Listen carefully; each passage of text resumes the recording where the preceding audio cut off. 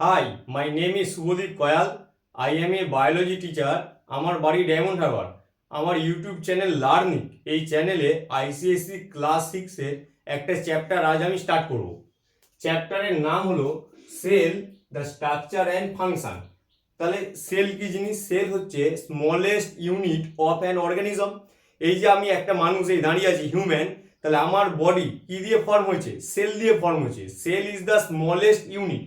তাহলে আমাদের যে লাইফ সেটাও কিন্তু স্টার্ট হয়েছে সেল দিয়ে।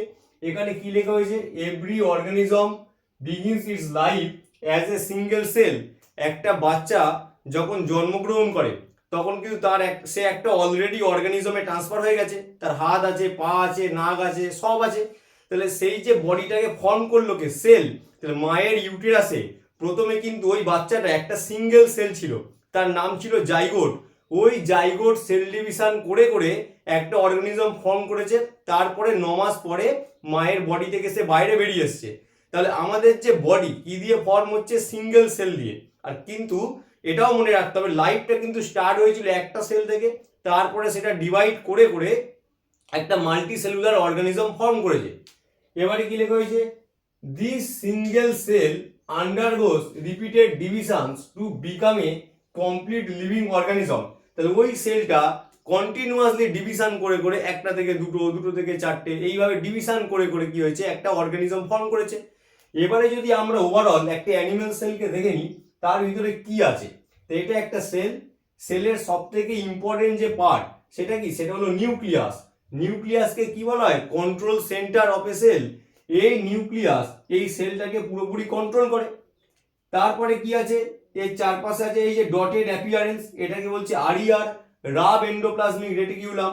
এটা ফ্রি রাইবোজোম আছে, এখানে লাইসোজোম আছে। এইটা হচ্ছে এসিআর, স্মুথ এন্ডোপ্লাজমিক রেটিকিউলাম। আরইআর আর এসিআর এর মধ্যে ডিফারেন্স কি? যদি রাব এন্ডোপ্লাজমিক রেটিকিউলাম হয় সেটা হবে আমাদের এই ডটেড অ্যাপিয়ারেন্স থাকবে, মানে ওখানে রাইবোজোম আছে, সেটা রাফ সারফেস। কিন্তু যদি স্মুথ এন্ডোপ্লাজমিক রেটিকিউলাম হয় সেখানে আমাদের রাইবোজোম নেই। এগুলো ক্লাস 6 এ নেই। যখন আমরা উঁচু ক্লাসে উঠবো তখন পুরো ডিটেলসে আমরা দেখবো এই সেল অর্গানেলগুলোর অ্যাকচুয়াল ফাংশনটা কি। এটা জাস্ট একটা আইডিয়া দেওয়া হচ্ছে যে একটা সেলের ভিতরে কি থাকে। আর কি থাকে? গলগি বডি থাকে, এদিকে সেন্ট্রোজোম থাকে। যদি এই সেন্ট্রোজোম না থাকে তাহলে এটা কিন্তু আমাদের অ্যানিমেল সেল নয়। অ্যানিমেল সেল হলে সেন্ট্রোজোম থাকবে। এবার কিছু কিছু এক্সেপশন দেখা যায়, যেমন নার্ভ সেল, ওখানে সেন্ট্রোজোম নেই, এর ফলে নার্ভ সেল কখনো ডিভাইড হতে পারে না। তাহলে অ্যানিমেল সেলের সব থেকে ইম্পর্টেন্ট হচ্ছে নিউক্লিয়াস। তারপরে যদি কিছু ইম্পর্টেন্ট থাকে সেটা হলো আমাদের সেন্ট্রোজোম। উইদাউট সেন্ট্রোজোম কখনোই একটা সেল ডিভাইড হতে পারবে না। এই যে লেখা হয়েছে this single cell আন্ডারগোস repeated division. তাহলে আন্ডারগোস রিপিটেড ডিভিশন মানে হচ্ছে কন্টিনিউয়াসলি ডিভাইড করেছে, সেই ডিভিশনের জন্য কাকে লাগবে? সেন্ট্রোজোমকে লাগবে। এটা যদি প্ল্যান্ট সেল হতো তাহলে সেন্ট্রোজোম থাকতো না, আর ওদের ক্ষেত্রে আবার ভ্যাকুয়ালস থাকতো, যেটা অ্যানিমেল সেলের মধ্যে নেই। তো এটা হলো ওভারঅল একটা সেল। এটা অ্যানিমেল সেল এই কারণে লেখা হয়েছে, তার কারণ এখানে সেন্ট্রোজোম আছে।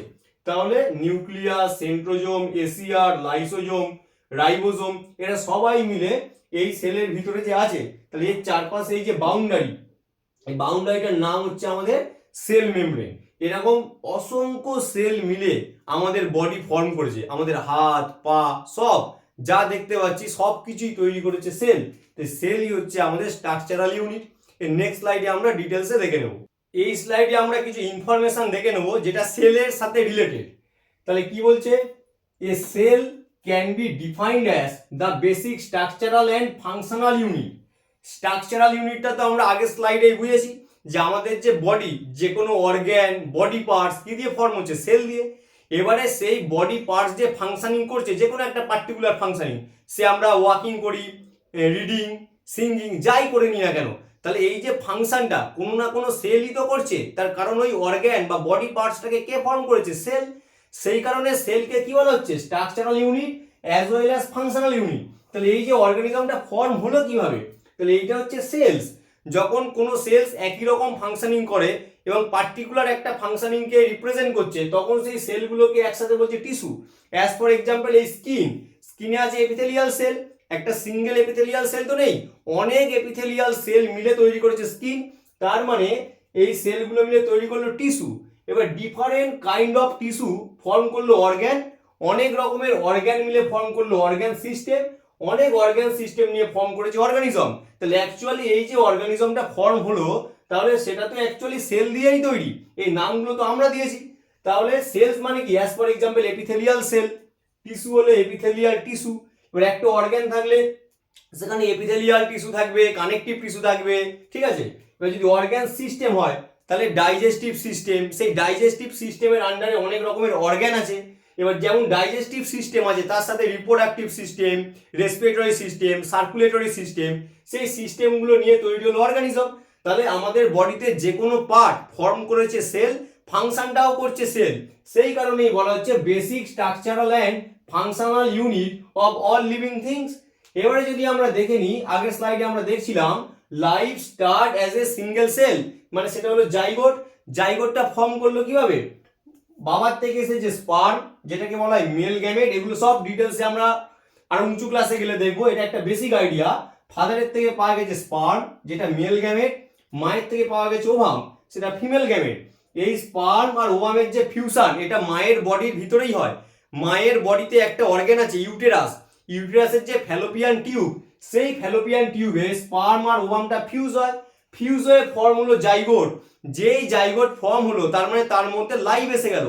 এবারে ওটা কন্টিনিউয়াসলি ডিভিশন করেছে, তারপরে সেটা ইউটেরাসে বড় হয়েছে প্ল্যাসেন্টার মধ্যে, তারপরে 9 মাস পরে একটা বাচ্চা জন্মগ্রহণ করেছে।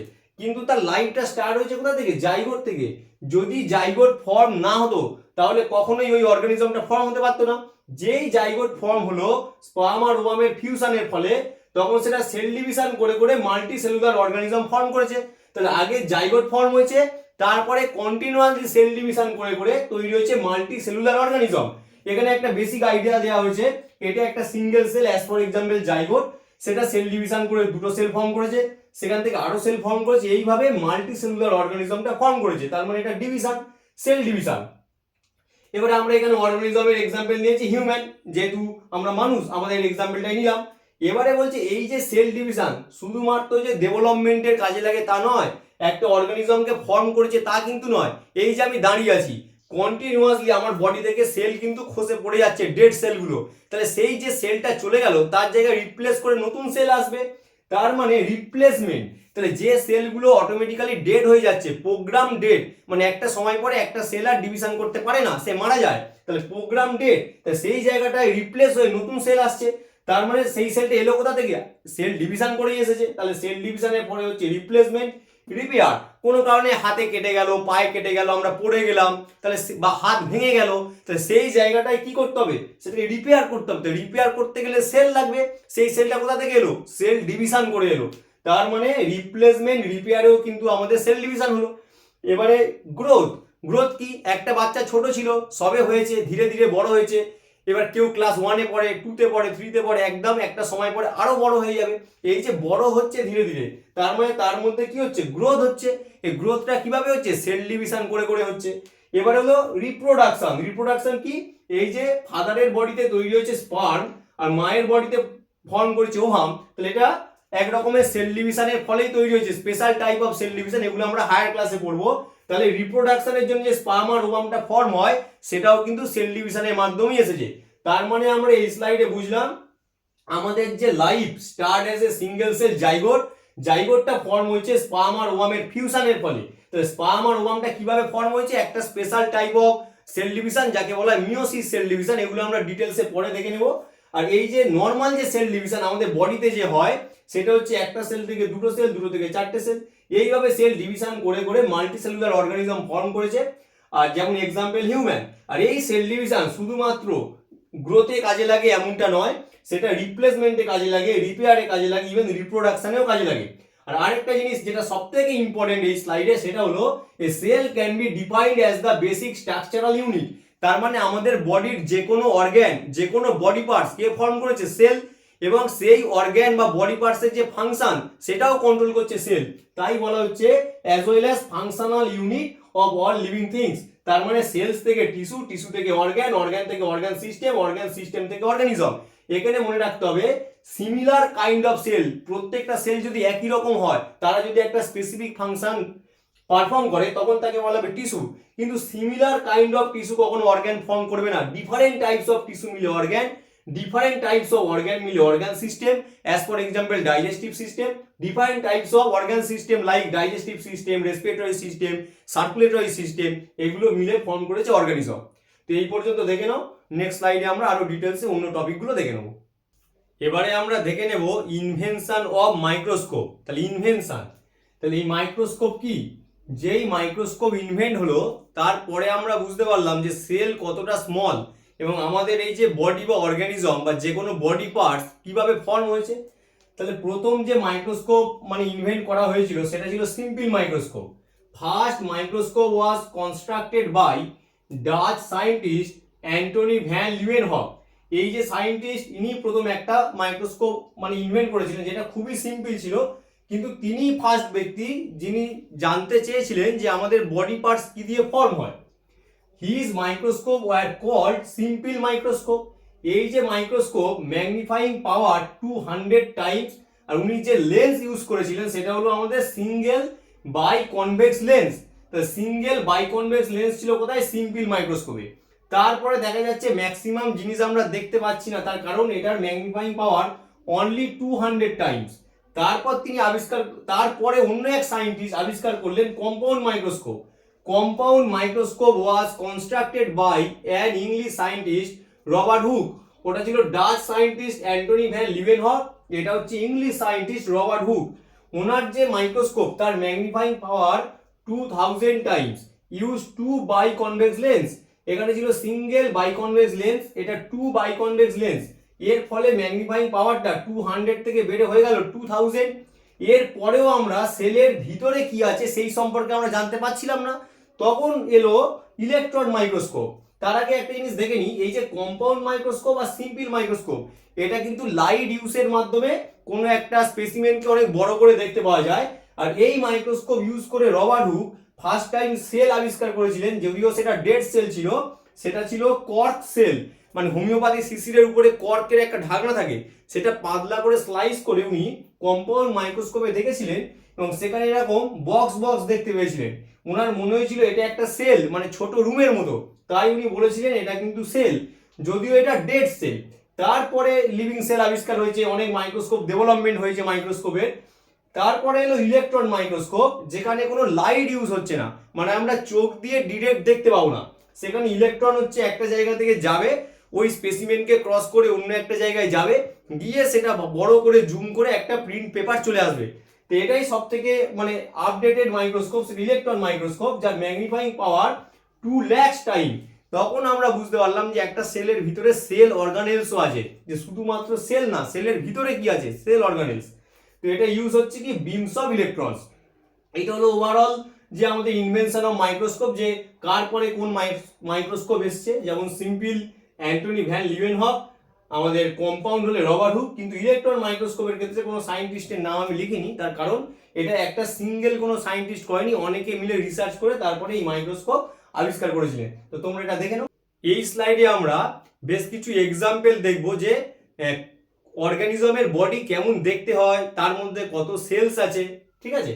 তো সেলস হাউ নিউমেরাস, দু রকমের তাহলে অর্গানিজম হচ্ছে, একটা ইউনিসেলুলার যাদের পুরো অর্গানিজমটা পুরো বডিটাই একটা সিঙ্গেল সেল দিয়ে ফর্ম করছে, আরেকটা হলো মাল্টি সেলুলার যাদের বডিতে অনেক সেল আছে, যেমন হিউম্যান বডি, আমাদের বডিতে 37.2 ট্রিলিয়ন সেল আছে, বিলিয়ন বিলিয়ন সেল থাকে বিভিন্ন অর্গানিজমে। তো তারা হচ্ছে মাল্টি সেলুলার। তাহলে কি বলছে, unicellular single cell organism, the body of many microscopic plants.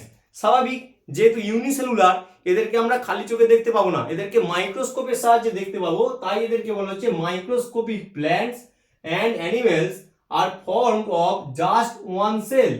Example bacteria, yeast, amoeba, paramecium. তো এটা হলো ইউনিসেলুলার। এবারে আসছে multi cellular, multi celled organism. The body of most plants and animals are made up of millions and billions of cells. As for example, human 37.2 trillion sell থাকে, অনেক huge পরিমাণে থাকে sell. এবারে বেশ কিছু ইম্পর্টেন্ট ইনফরমেশন দেয়া যে সেলের শেপ কেমন হয় আর সেলের সাইজ কেমন হয়। সেলের যদি আমরা শেপ দেখি, এগুলো এমসিকিউতে পরীক্ষায় আসে। স্পেরিক্যাল শেপ জিজ্ঞেস করবে, এমন একটা এক্সাম্পল দাও যে সেলটার শেপ স্পেরিক্যাল, সেটা হলো আমাদের আরবিসি। এটা হচ্ছে বাইকনকেভ, ভিতরে দুদিকটা ঢুকে যায় কিন্তু এটা সার্কেলের মতো গোল হয়, তো এটা স্পেরিকাল আরবিসি। যদি বলে ওভাল শেপ, এই ডিমের মতো, সেটা হচ্ছে ক্ল্যামাইডোমোনাস। সিলিন্ড্রিকাল, সিলিন্ডারের মতো স্পাইরোগাইডা। অ্যামিবয়েড, যাদের নির্দিষ্ট কোনো শেপ নেই। এবারে এর এক্সাম্পল হচ্ছে ডব্লিউবিসি, হোয়াইট ব্লাড সেল। তাহলে এর নাম অ্যামিবয়েড হলো কেন? অ্যাকচুয়ালি একটা ইউনিসেলুলার অর্গানিজম আছে, তার নাম অ্যামিবা, তার বডি স্ট্রাকচারের মতো দেখতে ডব্লিউবিসি কে, সেই কারণে এটা amoeboid. Cubical, cells of the leaf, কোনো গাছের পাতার যদি সেলকে আমরা দেখি তাহলে সেটা হচ্ছে আমাদের হলো কিউবিকাল। স্লিপার শেপ, যে জুতো পরে না স্লিপার, সেই স্লিপার শেপ হচ্ছে আমাদের প্যারামেসিয়াম। স্পিন্ডেল শেপ, সেটা হচ্ছে আমাদের স্মুথ মাসেলের যে সেল আছে হিউম্যান বডিতে, যার দুদিকটা সূঁচ, পেটের কাছটা ফুলো, এটা হচ্ছে আমাদের স্পিন্ডেল শেপ। এই হলো ওভারঅল সেলের শেপ, এগুলো এমসিকিউতে আসে। এবারে বলছে cell size, the largest cell সেটা হলো অস্ট্রিচ এগ, মানে অ্যানিমেলের ক্ষেত্রে। লংগেস্ট সেল সেটা নার্ভ সেল। স্মলেস্ট সেল সেটা ব্যাকটেরিয়া। তাহলে এইগুলো সবই আমাদের এমসিকিউতে আসে। Largest cell, longest cell, smallest cell, তাহলে অস্ট্রিচ, নার্ভ এবং ব্যাকটেরিয়া। তাহলে এই স্লাইডে আমাদের একটা আইডিয়া হলো যে অর্গানিজম আছে সেটা না ইউনিসেলুলার না হলে মাল্টিসেলুলার, তার এক্সাম্পল আমরা দেখলাম। আর হচ্ছে সেলের শেপ, কোন সেলের শেপ কেমন হয়, আর কোনটা লার্জেস্ট, কোনটা লংগেস্ট, আর কোনটা স্মলেস্ট সেল। এবারে আমরা দেখে নেব cell theory. Cell theory total 3জন সায়েন্টিস্টরা দিয়েছিলেন, তোমরা নাম দেখে নেবে। এই যে মেন যে ইম্পর্টেন্ট থিওরি যেটা, সেটা আমরা একটু ডিসকাস করি। Every living organisms is made up of one or many cells. আগের স্লাইডে আমরা দেখছিলাম যে আমাদের যে পুরো হিউম্যান বডি বা যে কোনো অর্গানিজম, সেটা কি হয়, সেল দিয়ে ফর্ম করে। The cell is the structural unit of all living organism. এই ওয়ার্ল্ডে যত লিভিং অর্গানিজম আছে তাদের বডি কিন্তু সেল দিয়ে ফর্ম করে। এবারে বলছে cell is the functional unit of all living organism. Cell তো পার্টিকুলারলি সেলটাই তো কাজটা করছে, এর ফলে যে অর্গান ফর্ম হয়েছে বা বডি পার্টস ফর্ম হয়েছে তারাই সেই ফাংশনটা পারফর্ম করছে। তাহলে আমরা যে কাজটা করছি সেটা সেলই করছে। All cells arise from the pre existing cells. তাহলে সেল ডিভিশনে আমরা প্রথম স্লাইডে দেখছিলাম একটা সেল থেকে দুটো সেল ফর্ম হচ্ছে, দুটো থেকে চারটে, যে সেল ডিভিশন। তাহলে আগের একটা সেল ছিল, সেই জায়গা থেকে পরবর্তীকালে ডিভাইডে আরো দুটো সেল হয়েছে, তাই এখানে লেখা হয়েছে all cells arise from the pre existing cells. Even আমাদের যে জাইগোট সেটাও তো স্পার্ম আর ওভামের ফিউশনেই ফর্ম করেছে। ইভেন স্পার্ম অ্যান্ড ওভাম সেটাও তো কোনো না কোনো রিপ্রোডাক্টিভ সেল থেকেই ডিভাইড করে ফর্ম করেছে। তার মানে কোনো একটা সেল যে ডিভাইড করছে, নতুন সেল ফর্ম করছে, সে আগের কোনো একটা সেল থেকে। এবারে এখানে আমরা বেশ কিছু সেলের ফাংশন দেখে নিই, যেমন রুট সেল। তাহলে গাছের ক্ষেত্রে one of the most important cell. তা রুট সেল কোথায় থাকে? প্ল্যান্টের রুটসে থাকে। তার কাজ কি? Absorb minerals and water. এই ওয়াটার আর মিনারেলস আর লিপ পর্যন্ত যায়। ওয়াটার কি কাজে লাগে? ফটোসিনথেসিস করতে কাজে লাগে। তাহলে এবার আমরা দেখে নিই লিপ সেল। লিপে কি আছে? লিপে আছে মেসোফিল সেল, সেখানে ক্লোরোফিল থাকে। এই ক্লোরোফিল কি করে? ফটোসিনথেসিস করে, তবে আমরা ফুড পাবো। তাহলে কি লিখছি? Manufacture of food contain chlorophyll. তাহলে ক্লোরোফিল কন্টেনিং সেল। তাহলে আমরা যদি ফটোসিনথেসিসের ইকুয়েশনটা দেখে নিই, 6CO2 প্লাস 12H2O। তাহলে গাছ নেচার থেকে কার্বন ডাই অক্সাইড নিচ্ছে, রুট থেকে ওয়াটার নিচ্ছে, কটা করে? 6CO2 plus 12H2O। এবারে সানলাইট, মানে দিনের বেলায় যে সানলাইট লিপে পড়ছে সেই সানলাইট লাগবে, আর গাছের পাতায় যে ক্লোরোফিল আছে সেটা লাগবে, তখন সে ম্যানুফ্যাকচার করছে গ্লুকোজ C6H12O6। তার সঙ্গে কি ফর্ম হচ্ছে? 6H2O plus 6O2। তাহলে গাছ নেচার থেকে কার্বন ডাই অক্সাইড নিচ্ছে, ফটোসিনথেসিস করে সেখানে অক্সিজেন আমাদের রিটার্ন করছে, সেই অক্সিজেন আমরা ইউজ করছি রেসপিরেশনে। তাহলে এটা লিপ সেলের ফাংশন। আরো অনেক সেল আছে, তাদের ডিফারেন্ট ডিফারেন্ট ফাংশন আছে। যদি অ্যানিমেলের ক্ষেত্রে আমরা দেখি, যেমন muscle sell, movement of body parts. আমরা হাঁটছি, এই হাতটাকে এরকম বেন্ড করলাম, তাহলে মাসেলের কন্ট্রাকশন রিল্যাক্সেশনের জন্য কি হয়? মুভমেন্ট অফ বডি পার্টস, তাহলে আমরা মুভমেন্টটা করতে পারি। Nerve cell, conduction of message. এই যে আমি একটা পেনকে এখানে টাচ করলাম, আমি তো ফিল করছি যে এখানে কোনো একটা জিনিস টাচ করা হয়েছে, তাহলে কোনো একটা মেসেজকে ব্রেন পর্যন্ত নিয়ে যাচ্ছে কে? Nerve cell. ইভেন আমি কোনো একটা জিনিসকে দেখছি, সেটাও তো নার্ভ ইম্পালস। তো নার্ভ সেল কি করছে? Conduction of message. Gland cell, secrete enzyme. আমাদের বডিতে ডিফারেন্ট টাইপস অফ গ্ল্যান্ড আছে, কেউ হরমোন সিক্রেশন করছে, কেউ এনজাইম সিক্রেশন করছে। এখানে আমি লিখেছি কি? Secret enzyme. তাহলে এনজাইমের কাজ কি? আমরা যে খাবার খেলাম সেটাকে ডাইজেস্ট করতে হেল্প করে। এবারে হচ্ছে স্কিন সেল। স্কিন সেলের কি কাজ? স্কিন সেলের কাজ হচ্ছে outer most covering of the body. তাহলে আমাদের প্রোটেকশন দিচ্ছে এই যে স্কিন, এটা আউটার মোস্ট কভারিং। আর এই যে স্কিন সেল কি করছে, টেম্পারেচার রেগুলেশন করছে। আমাদের অ্যাটমসফিয়ারে যাই টেম্পারেচার থাক, বেশি থাক বা কম থাক, আমাদের বডি টেম্পারেচার সবসময় কি হবে, কনস্ট্যান্ট হবে। তো সেইটাকে বলা হচ্ছে টেম্পারেচার রেগুলেশন। সেটা কি করে, স্কিন সেল করে। তাহলে এই স্লাইড থেকে আমরা দেখে নিলাম যে সেল থিওরি আর কয়েকটা সেল যারা তাদের ফাংশন পারফর্ম করছে সেই সম্পর্কে আমরা ডিসকাস করলাম। এবার আমরা দেখে নেব structure of a cell. Class 6-এ আমাদের যে সেলের স্ট্রাকচার, সেখানে বেশ কিছু জিনিস আছে, পুরো ডিটেলসে নেই, যেটুকু আছে আমরা একটু দেখে নিই। প্রথমে আছে একটা সেল, যদি সেটা অ্যানিমেল সেল হয় তার ভিতরে কি থাকে, আর একটা প্ল্যান্ট সেল হলে তার ভিতরে কি থাকে। স্ট্রাকচার অফ এ সেলের মধ্যে আমরা দেখব সেল মেমব্রেন, সেল ওয়াল, নিউক্লিয়াস, প্ল্যান্ট সেল হলে ভ্যাকুওলস, আর হচ্ছে আমাদের প্লাস্টিড, ক্লোরোপ্লাস্ট, লিউকোপ্লাস্ট, ক্রোমোপ্লাস্ট, এই জিনিসগুলো আমাদের আছে। তো এই ডায়াগ্রামে আমরা দেখছি যে এইটা একটা অ্যানিমেল সেল আর এটা একটা প্ল্যান্ট সেল। তার মধ্যে বেসিক কি ডিফারেন্স, যদি এটা অ্যানিমেল সেল হয় অবশ্যই সেখানে থাকবে সেন্ট্রোজোম, যদি সেটা প্ল্যান্ট সেল হয় সেখানে কিন্তু সেন্ট্রোজোম থাকে না, তার পরিবর্তে আছে ভ্যাকুওলস। মানে পরিবর্তে বললে ভুল হবে, মানে যদি ভ্যাকুওলসটা প্রমিনেন্ট হয় তাহলে সেটা প্ল্যান্ট সেল, আর যদি সেন্ট্রোজোম থাকে তাহলে সেটা অ্যানিমেল সেল। আবার যদি অ্যানিমেল সেলকে দেখা যায় এর যে আউটার কভারিং সেটাকে বলা হচ্ছে সেল মেমব্রেন, কিন্তু প্ল্যান্ট সেলের ক্ষেত্রে আউটার কভারিং কিন্তু সেল মেমব্রেন নয়, ওটা ভিতরের কভারিং হলো সেল মেমব্রেন, এর আউটার কভারিং হলো আমাদের সেল ওয়াল। এবারে যদি লক্ষ্য করা যায় এই সেল মেমব্রেন এটা কিন্তু খুব সফট, এটা থিন, এটা কিন্তু রিজিড নয়, ফ্লেক্সিবল। কিন্তু যদি দেখা যায় সেল ওয়াল, সেল ওয়াল কিন্তু রিজিড, এটা নন সেলুলার। আর কি, cell wall is made up of cellulose, এটা নন লিভিং অ্যাকচুয়ালি। এবারে কি হয়েছে, যদি সাইটোপ্লাজম দেখা যায় সেটা কি জিনিস, একটা সেলের ভিতরে যে লিকুইড পার্ট থাকে এবং সেটা নিউক্লিয়াসের বাইরে থাকে, মানে এটা হলো আমাদের সেল মেমব্রেন। এটা যদি নিউক্লিয়াস হয় তাহলে এটা নিউক্লিয়ার মেমব্রেন। তাহলে সেল মেমব্রেন আর নিউক্লিয়ার মেমব্রেনের ভিতরে এই যে ডট ডট ডট ডট দেওয়া, এটাকে বলছি আমি সাইটোপ্লাজম। এটার ক্ষেত্রেও সেম, নিউক্লিয়াসের বাইরে যেটা থাকবে সেটা সাইটোপ্লাজম। কিন্তু যদি সেটা প্ল্যান্ট সেল হয়, এই সাইটোপ্লাজমটা অনেক বেশি ডেন্স, কার রেসপেক্টে, অ্যানিমেল সেলের রেসপেক্টে। এবারে যদি লক্ষ্য করা যায় এই যে আমাদের সেল মেমব্রেন, সেল মেমব্রেন হলো সেমি পারমিয়েবল মেমব্রেন, বা কোনো কোনো বইতে দেওয়া আছে সিলেক্টিভলি পারমিয়েবল মেমব্রেন। অ্যাকচুয়ালি এইটাই বেশি পারফেক্ট যে সিলেক্টিভলি পারমিয়েবল মেমব্রেন। তার কারণ কি, সেমি পারমিয়েবল মেমব্রেন অসমোসিস করে, এর ফলে অনলি সলভেন্ট মলিকিউল মানে ওয়াটার তাকে পাস করতে দেয়, কিন্তু সিলেক্টিভলি পারমিয়েবল মেমব্রেন ওয়াটারের সাথে সাথে যেটুকু দরকার সেই মিনারেলসকেও কি করে, পাস করতে দেয়। তাই সেল মেমব্রেনকে আমরা যদি বলি সিলেক্টিভলি পারমিয়েবল মেমব্রেন, এটা বেশি অ্যাকসেপ্টেবল। এবারে যদি সেল ওয়াল দেখা যায়, এটা ফ্রিলি পারমিয়েবল মেমব্রেন, তাহলে এই মেমব্রেনের ভিতর দিয়ে ওয়াটার, আয়ন তাদের ইচ্ছা মতো পাস করতে পারবে।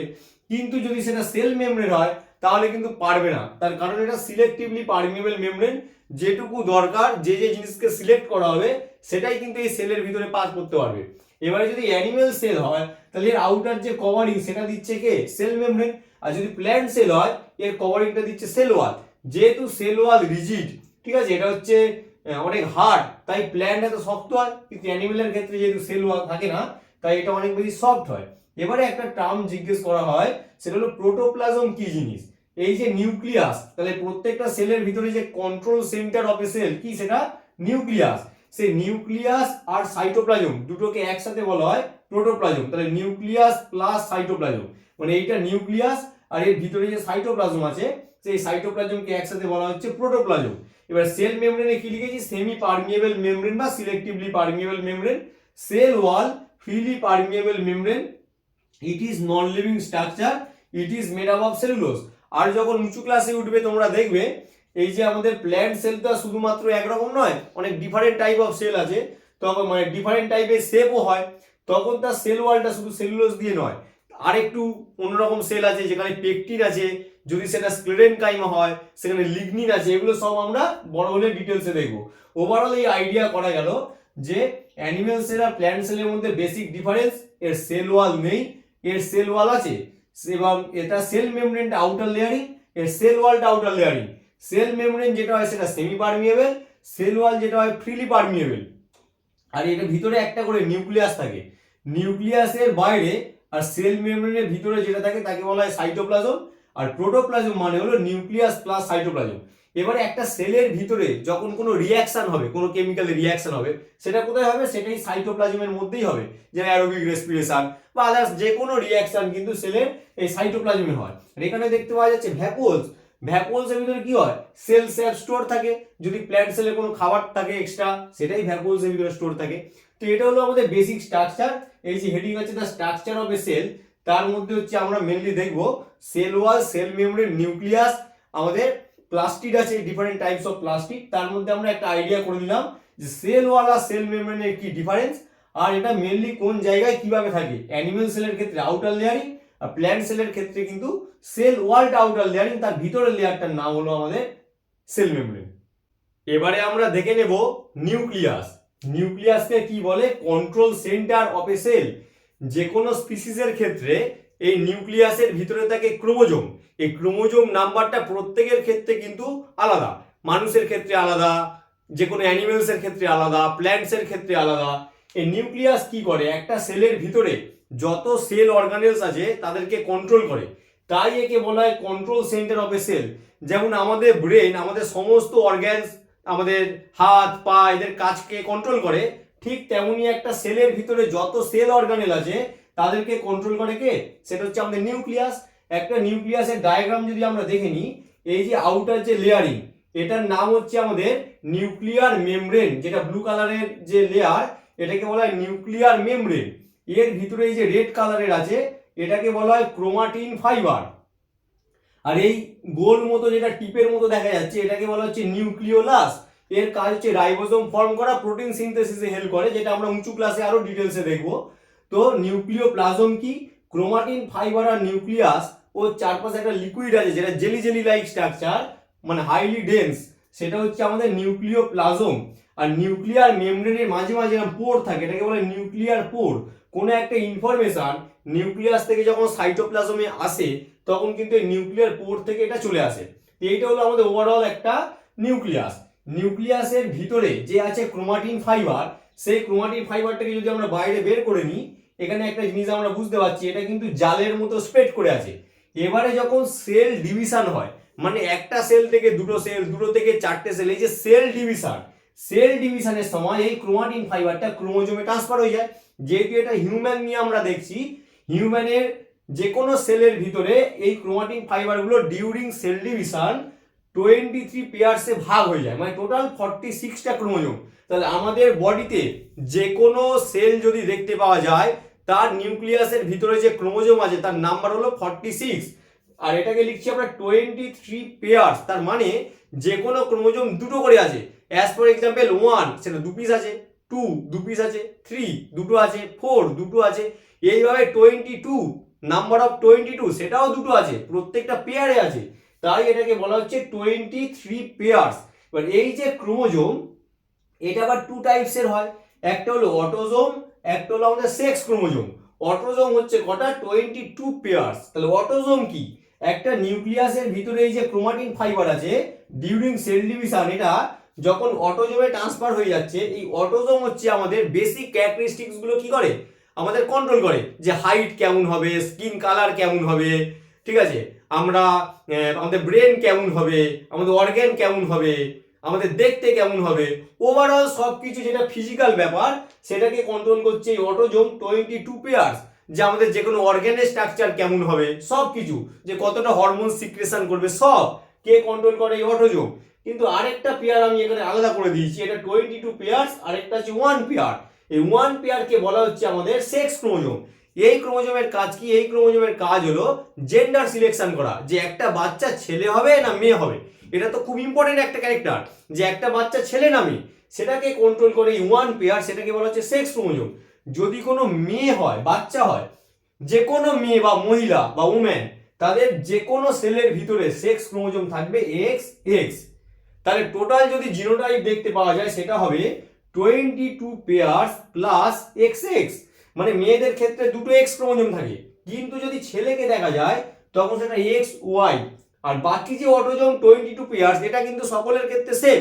একটা মেয়ের যেমন হাইট কতটা হবে সেটা ইম্পর্টেন্ট, একটা ছেলেরও তো হাইট কেউ না কেউ কন্ট্রোল করে, সেটা করে হচ্ছে অটোজোম। আমাদের বেসিক ক্যারেক্টারিস্টিক যেগুলো আছে সব কন্ট্রোল করে অটোজোম। শুধুমাত্র জেন্ডার, ছেলে হবে না মেয়ে হবে, সেটা কন্ট্রোল করে আমাদের সেক্স ক্রোমোজোম।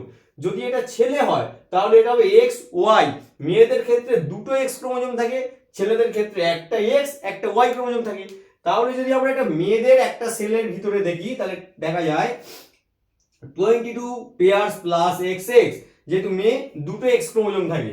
কিন্তু ছেলে যদি দেখতে পাওয়া যায় 22 পেয়ার্স প্লাস এক্স ওয়াই, তাহলে এখানে একটা এক্স আছে একটা ওয়াই আছে। এবার যদি যোগ করা হয় 22 পেয়ার্স মানে 44 plus X plus Y total 46। এটা 22 পেয়ার্স মানে 44 প্লাস এক্স তার মানে 46। তাহলে যে কোনো হিউম্যানের ক্ষেত্রে সেটা ছেলে হোক বা মেয়ে হোক তাদের নিউক্লিয়াসের ভিতরে ক্রোমোজোম থাকবে কটা? 46টা।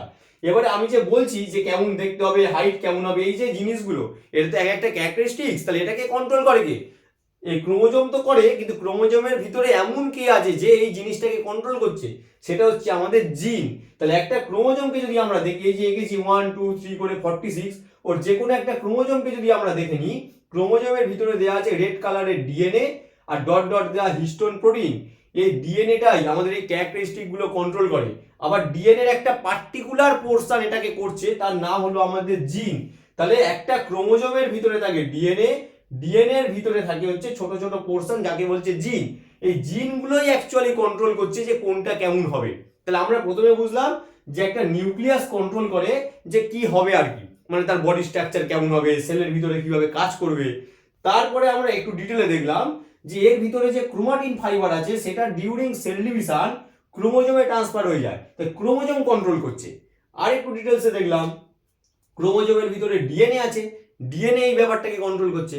আরো ডিটেলসে যদি আমরা দেখি ডিএনএ এর ভিতরে থাকে জিন, তার মানে একটা ক্রোমোজোমে টোটাল যতটা ডিএনএ আছে পুরো ডিএনএ কিন্তু আমাদের ক্যারেক্টারিস্টিক্স গুলো কন্ট্রোল করে না, করে কে? ডিএনএ এর একটা ছোট্ট ছোট্ট অংশ, টুকরো বলা যেতে পারে, তাকে বলা হচ্ছে জিন। তাহলে জিন কি?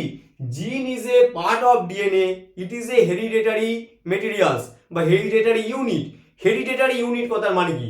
একটা বাচ্চাকে দেখা গেল কিছুটা তার মায়ের মতো দেখতে, হাইটটা বাবার মতো। এই যে ক্যারেক্টারগুলো সে পেলো কোথা থেকে? বাবা মায়ের থেকেই তো পেয়েছে। বাবা দিয়েছে স্পার্ম, মা দিয়েছে ওভাম। তো স্পার্ম আর ওভামটা ফিউজ হয়ে একটা জাইগোট ফর্ম করেছে, সেই জাইগোট থেকেই সেল ডিভিশন করে করে একটা বাচ্চা জন্মেছে। তাহলে তার বডির ভিতরে যে ক্যারেক্টারগুলো আছে সে কিছুটা মায়ের থেকে পেয়েছে, কিছুটা বাবার থেকে পেয়েছে। তাহলে স্পার্ম আর ওভাম বাবা মায়ের থেকে পাওয়ার জন্য তার এই জিনের এক্সপ্রেশন বাবা মায়ের মতো হয়। তার মানে এই জিনটাই বাবা মায়ের থেকে ওই বাচ্চার শরীরে ঢুকেছে স্পার্ম আর ওভামের ফিউশনের মাধ্যমে। সেই কারণে জিনকে কি বলা হয়? Hereditary unit. তাহলে এই হচ্ছে আমাদের nucleus, control centre of a cell. নিউক্লিয়াসের ভিতরে ক্রোমাটিন ফাইবার থাকে, নিউক্লিওলাস থাকে, আর ভিতরে যে জেলি লাইক স্ট্রাকচার থাকে তাকে বলা হয় নিউক্লিওপ্লাজম। আর এই যে নিউক্লিয়ার মেমব্রেনের চারপাশে যে ডট ডট ডট যেগুলো আছে এটাকে বলা হয় নিউক্লিয়ার পোর। এখানে তোমরা লিখে রাখতে পারো যে এইটা হচ্ছে নিউক্লিয়ার মেমব্রেন, নিউক্লিয়ার মেমব্রেন। এই হচ্ছে আমাদের নিউক্লিয়ার মেমব্রেন, আর এটা হলো আমাদের নিউক্লিয়ার পোর। এর ভিতরে যে ক্রোমাটিন ফাইবার সেখান থেকে ফর্ম করলো ক্রোমোজোম। যদি হিউম্যান হয় 46, আবার যদি মটরশুঁটি দেখতে পাওয়া যায় সুইট পি তখন ওটা 14, মানে আলাদা হয়ে গেল। তারপরে হচ্ছে আমরা দেখলাম তার ভিতরে ডিএনএ থাকে, ডিএনএ এর ভিতরে জিন থাকে, আর এই জিনটা পুরোপুরি সব ক্যারেক্টারগুলোকে কন্ট্রোল করে। এটাই হলো আমাদের নিউক্লিয়াস। এটা কিন্তু শুধু অ্যানিমেলের ক্ষেত্রে নয়, প্ল্যান্টের ক্ষেত্রে এইভাবেই কাজ করে, তখন শুধু নাম্বারটা চেঞ্জ হয়ে যায়। কিন্তু অ্যানিমেল হোক বা প্ল্যান্ট হোক বা ব্যাকটেরিয়া হোক যাই হোক তাদের ভিতরে কিন্তু এই জেনেটিক মেটেরিয়াল থাকবেই। এই জেনেটিক মেটেরিয়ালটাই অ্যাকচুয়ালি কন্ট্রোল করে যে সে কিভাবে কাজ করবে। এবারে আমরা দেখে নেব প্লাস্টিড। এই প্লাস্টিড কিন্তু শুধুমাত্র প্ল্যান্ট সেলে দেখতে পাওয়া যায়, কোনো অ্যানিমেল সেলে দেখতে পাওয়া যায় না। এর আবার তিনটে টাইপস আছে, ক্লোরোপ্লাস্ট, ক্রোমোপ্লাস্ট, লিউকোপ্লাস্ট। ক্লোরোপ্লাস্টের কালার গ্রিন, তার কারণ ক্লোরোপ্লাস্টে ক্লোরোফিল থাকে যেটা ফটোসিনথেসিস করতে হেল্প করে। ক্রোমোপ্লাস্ট এটা কিন্তু কালারফুল, এটা ফুলের পেটালসকে কালারফুল তৈরি করে, আমাদের যে ফ্রুটস আছে তাকে কালার দেয়। এর ফলে যে ফুলগুলো কালারফুল তারা ইনসেক্টকে অ্যাট্রাক্ট করে ফর পলিনেশন। এবারে বলছে লিউকোপ্লাস্ট। লিউকোপ্লাস্ট হচ্ছে আমাদের এমন একটা প্লাস্টিড যেখানে কোনো কালার নেই, কালারলেস প্লাস্টিড। এই প্লাস্টিডে কি হয়? স্টার্চ, প্রোটিন, ফ্যাট স্টোর হয়। যদি আমরা দেখে নিই chloroplast, chloroplast are green plastids that trap solar energy for photosynthesis. এবার এই যে ক্লোরোপ্লাস্টের যে ডায়াগ্রাম দেখি এটা ডবল মেমব্রেন সেল অর্গানেল, এটা আউটার মেমব্রেন, এটা ইনার মেমব্রেন। এই যে টাওয়ারের মতো দেখতে পাওয়া যাচ্ছে তার নাম গ্রানাম সিঙ্গুলারে। সবগুলো গ্রানাম 1 2 3 4 5 সবগুলো গ্রানামকে একসাথে বলা হয় গ্রানা। উঁচু ক্লাসে উঠলে আরো ডিটেলসে বলা হবে। গ্রানামগুলো যে কয়েনের মতো দেখতে ছোট ছোট বক্স লাইক স্ট্রাকচার দিয়ে ফর্ম করে যাবে, এখানে আমি তিনটে করে দিয়েছি 1 2 3, তাদের এক একটাকে বলা হয় থাইলাকয়েড। তার ভিতরে থাকে অ্যাকচুয়ালি ক্লোরোফিল। এই টাওয়ারগুলোর যে কানেক্টর তাকে বলা হয় ফ্রেট, আর ভিতরের যে ফ্রি স্পেস তাকে বলা হয় স্ট্রোমা। তাই টাওয়ারগুলোর নাম গ্রানা, ফ্রি স্পেসের নাম স্ট্রোমা। গ্রানাগুলোকে কানেক্ট করেছে ফ্রেট, আর দুটো করে মেমব্রেন থাকে, আউটার মেমব্রেন, ইনার মেমব্রেন। এই সেল অর্গানেলসটা প্ল্যান্টে আছে বলেই প্ল্যান্ট ফটোসিনথেসিস করতে পারে, অ্যানিমেল পারে না। প্ল্যান্ট হচ্ছে অটোট্রফ, যারা নিজের খাবার নিজে ফর্ম করতে পারে, কিন্তু অ্যানিমেল হচ্ছে হেটেরোট্রফ, আমরা প্ল্যান্টের উপর ডিপেন্ড করি। এটাই হলো আমাদের ক্লোরোপ্লাস্ট। এখানে আমি একটা ইকুয়েশন দিয়ে দিয়েছি 6CO2 + 12H2O, সানলাইট, ক্লোরোফিল। তাহলে এখানে তৈরি হচ্ছে গ্লুকোজ, ওয়াটার আর অক্সিজেন। তার মানে নেচার থেকে আমরা পেয়েছি carbon die oxide, plant root থেকে অ্যাবজর্ব করেছে ওয়াটার, সেটা সানলাইট আর ক্লোরোফিলের প্রেজেন্সে তৈরি করেছে গ্লুকোজ C6H12O6। এবারে যদি আমরা বুঝি ক্রোমোপ্লাস্ট, তাহলে এই যে ফটোসিনথেসিস হয়েছে, তারপরে পলিনেশন হয়েছে, তাহলে পলিনেশনের জন্য ফুলকে অ্যাট্রাক্ট করতে গেলে কাকে দরকার, তখন ক্রোমোপ্লাস্টের কালারটা দরকার। তাহলে chromoplast contains yellow and red pigments, they impart various colour to flowers and fruits. তাহলে ক্রোমোপ্লাস্টের কাজ হচ্ছে কালার দেয়া। এবার যদি আমরা দেখি leucoplast, leucoplast are colourless plastid which occurs in seeds, they store starch, fat and protein. তাহলে এইটা তোমরা দেখে নাও। তাহলে আমরা দেখলাম ক্লোরোপ্লাস্ট, ক্রোমোপ্লাস্ট, লিউকোপ্লাস্ট একসাথে একটার সঙ্গে আরেকটা কিভাবে কানেক্টেড। ক্লোরোপ্লাস্ট হচ্ছে গ্রিন কালার, সে ফটোসিনথেসিস করে খাবার দিচ্ছে। সেই খাবারগুলো স্টোর হবে কোথায়, সিডের ভিতরে, সেটা আবার লিউকোপ্লাস্ট। তার লিউকোপ্লাস্টের ভিতরে স্টোর হয়। সিড ফরমেশন কিভাবে হবে, after fertilization ovary transfer into fruit আর ওভিউল ট্রান্সফার ইনটু সিড। তাহলে ফার্টিলাইজেশন করতে গেলে কাকে লাগবে, ইনসেক্টকে লাগবে ফর পলিনেশন।